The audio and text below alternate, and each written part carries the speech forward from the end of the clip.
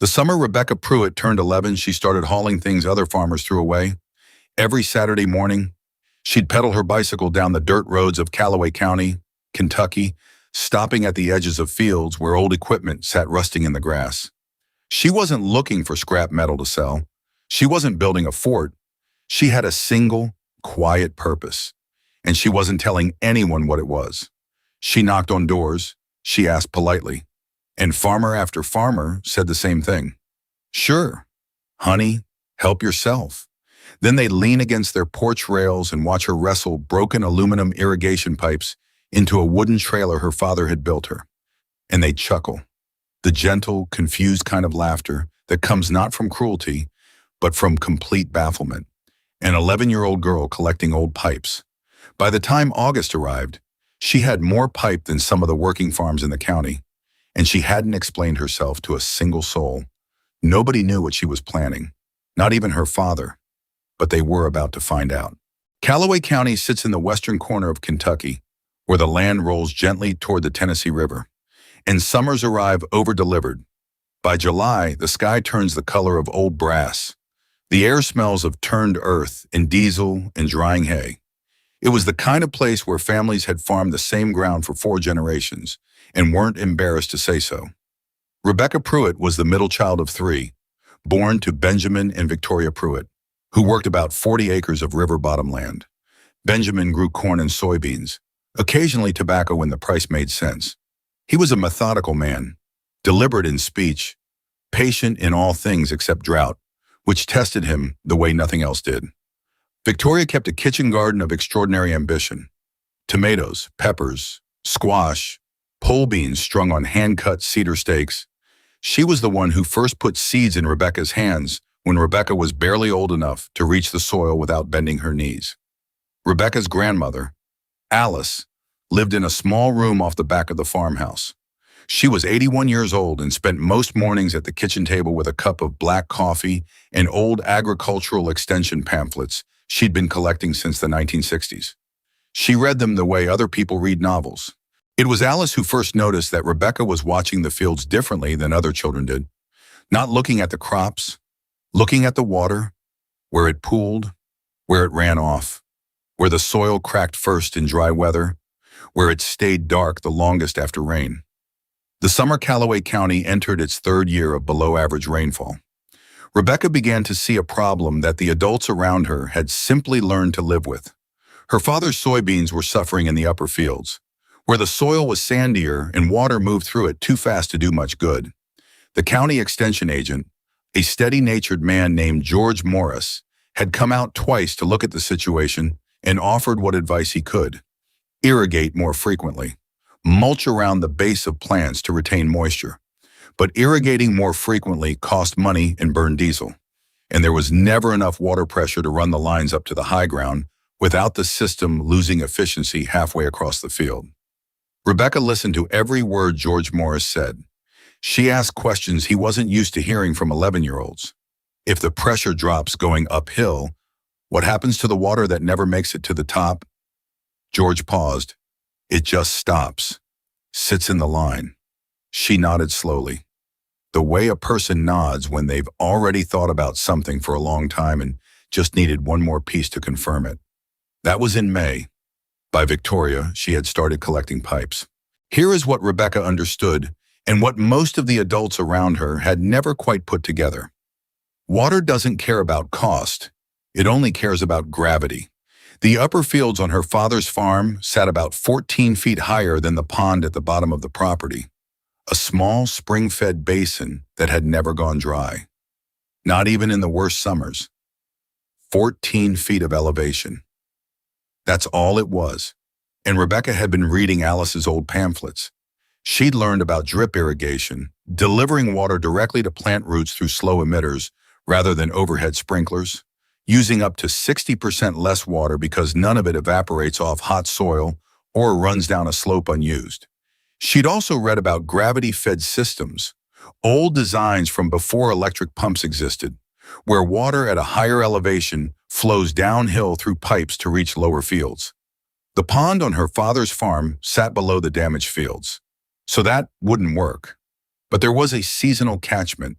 a shallow draw on the north edge of the property, where rainwater pooled naturally after storms, standing for days before soaking in or drying up. That draw sat above the problem fields, by about 9 feet, 9 feet of elevation, routed through the right pipe network. That was enough head pressure to drip irrigate a quarter acre without running a single pump, and she had the pipes to build it. What she built that summer was not elegant. It was a child's version of an engineer's idea, assembled with mismatched PVC fittings. Sections of old aluminum lateral pipe her father had replaced 3 years earlier, and a roll of drip tape she'd bought at the farm supply store in town using money she'd saved from selling eggs. She dug shallow trenches by hand. Her father watched from a distance the first weekend, said nothing, and then quietly went to get a shovel and helped her dig without asking what she was building. That was Benjamin's way. Her older brother Aaron thought the whole thing was a waste of summer. Her younger sister Hannah thought it looked like a science project and stayed close, handing Rebecca tools she didn't always need. The first attempt failed. The connections at the collector basin weren't tight enough, and the whole system leaked at 3 separate joints before it got 10 yards down the slope. Rebecca refitted every connection with plumber's tape and tried again. The second attempt built enough pressure to reach the first row of plants, but barely. The emitters delivered a thin, irregular trickle. Some plants got water. Most didn't. She went back to Alice's pamphlets. She found a passage about pipe diameter and flow rate, how the width of a pipe determines not just how much water moves, but how quickly pressure equalizes across a run. The sections she'd used on the main line were too narrow. She needed to step up the diameter at the collector and step it back down at the emitter lines. She spent 2 weeks trading pipe sections with a retired farmer named Andrew Bailey, who had a barn full of irrigation equipment from a commercial vegetable operation he'd closed in 2009. He let her trade her smaller pipe for his larger sections, and he did it without charging her because he said he liked her stubbornness. On the third attempt, the system worked. The soybeans in the upper field were, by mid-August, the healthiest plants on the farm. Benjamin noticed first. He walked the rows twice before saying anything. The soil was dark and moist. The leaves were deep green, upright, and wide. The posture of plants that weren't stressed, in the neighboring rows where the gravity-fed lines hadn't yet reached. The same soybean variety was pale and beginning to curl from heat stress. He went to find his daughter. She was adjusting an emitter near the top of the run, lying flat in the dirt to reach it. He stood there a moment looking at her. "How much water is this thing using?" he finally asked. She told him. The number was about 40% of what his conventional system used to deliver the same area. He was quiet for a long time. Then, "You want to extend it to the east field?" George Morris came back in September. Officially, he walked the whole system with Rebecca, asking questions and taking notes. He had the posture of a man recalibrating something. He said he'd never seen a gravity-fed drip network built from salvaged materials produce results like this on a family farm. He asked if he could bring an agricultural engineering student from Murray State out the following spring. A reporter from the county paper came. 2, eventually. She wrote a feature that ran on the front page below the fold. The headline called Rebecca a young innovator. Rebecca thought the word was embarrassing. By the time October arrived, word had traveled. The farmers who had handed Rebecca their old pipes, the ones who had chuckled from their porch rails, drove out to see for themselves. They came expecting to be polite. They were not prepared for what they found. The upper field was a different color than every other field in the county, while neighboring rows stood thin and yellowed from the long, dry summer. Rebecca's soybeans were dense and deeply green, the canopy so full it nearly blocked the soil beneath. The plants stood straight, heavy with pods, every leaf facing upward like they had something to be proud of. A few of the farmers walked the rows without saying a word. One of them pulled a pod and split it open with his thumbnail.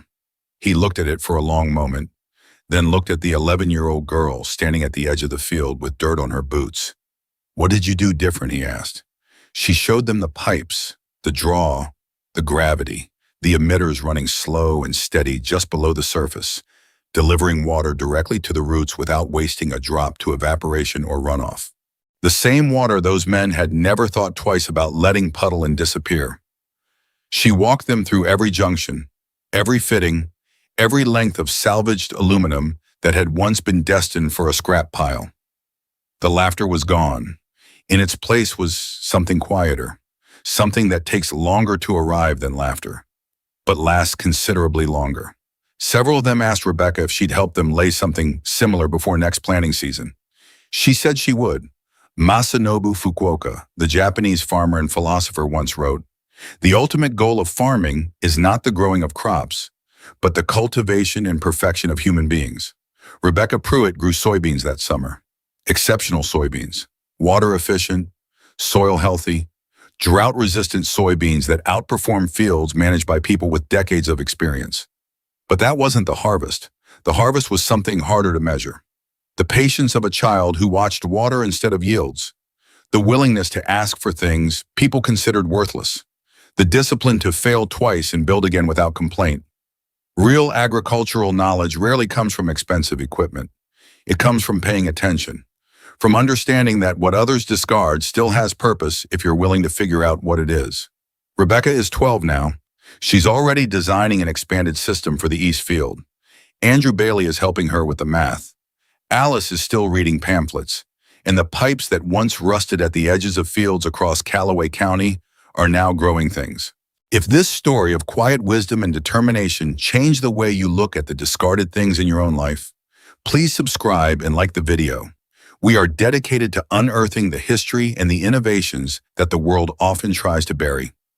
Let's plant the seeds for a better future together. Our next treasure of a story will be opening soon.